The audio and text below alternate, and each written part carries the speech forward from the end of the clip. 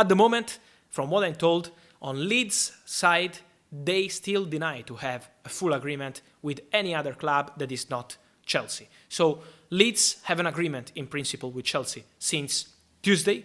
Hey guys, welcome back on my channel. Fabrizio Romano here as always to update you on the biggest stories on the transfer market. And guys, today it's time to talk about a very good player and an incredible transfer saga. Raphinha, but many other things happening. Sterling, Cucurella and many other players. Let's jump into it together.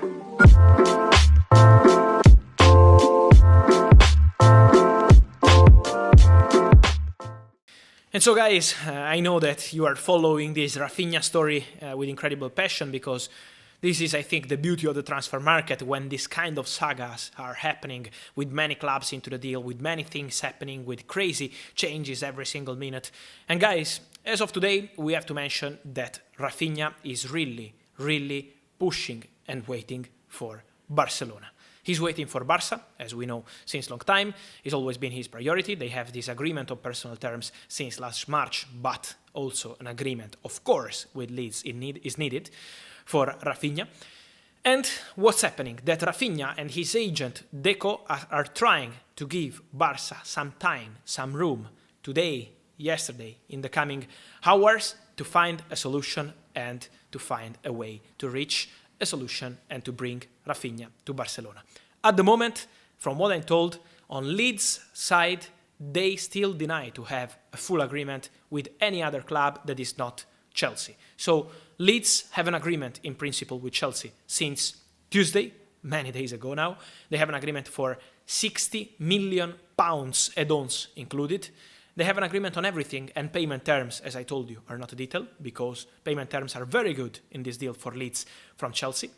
But, guys, it's important to mention that Barcelona made a bid, I told you, hours and days ago. This bid is for €50 million plus add-ons. This is the position of Barcelona, 50 plus 10, but payment terms are completely different. Chelsea would pay the main part of the fee immediately, while Barcelona are paying less than Chelsea at the moment with the current bid had in many years. So these are the points, and this is why at the moment Leeds are absolutely not considering to confirm this agreement with Barcelona. But they know that the player at the moment has not accepted yet Chelsea proposal. So what's the situation? Chelsea are waiting and trying to find a solution with Raphinha and with his agent Deco.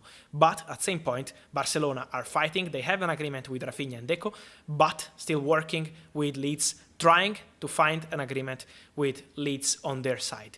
So guys, it will take some time. The feeling is that the player wants to wait and agree to agree with any club. And so this is why we have to wait and see step by step, minute by minute, what happens on player side and on club side. Because at the moment, Leeds are still waiting for Raphinha decision, with Chelsea bid on the table and with Barca bid on the table, but Chelsea bid has been accepted on Tuesday. So let's see, but let me say that the player is always a key factor in this kind of negotiation. So let's follow the story, guys. Then always during the weekend we will follow many other things as always.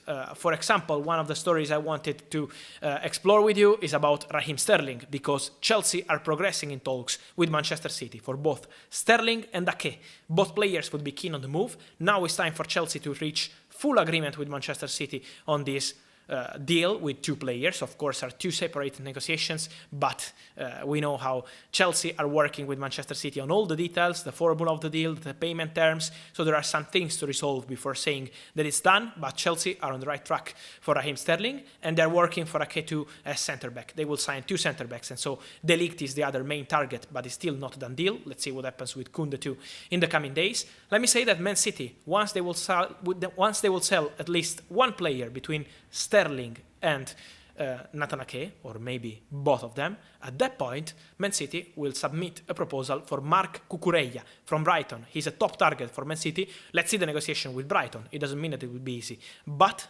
Manchester City will try for Cucurella as new left back. Calvin Phillips' deal is done for Manchester City, everything completed and signed with the medical on Friday.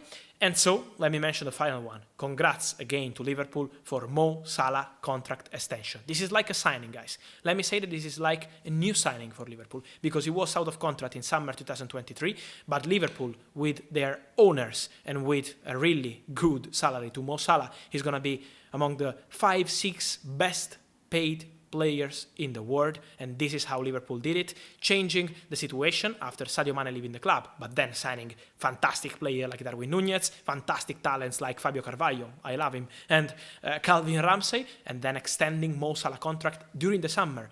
It is really important because they were facing a problem with Mo Salah, maybe to have the player out of contract during the whole season, and they resolved the problem, they reached an agreement. Mo Salah stays at Liverpool for 3 years. Congrats to Liverpool, because this kind of negotiations, this kind of strategies make the difference in the transfer market. And so, guys, let me know your thoughts on these transfer stories, this crazy Raphinha saga, but also Mo Salah, Cucurella, Sterling, and many other things. I wait for you here in the comments. Let me know, where do you think Raphinha will play next season? I wait for your prediction, and also turn on the notification bell, guys. You're not gonna miss any update. Like this video, and see you soon with Fabrizio. Ciao.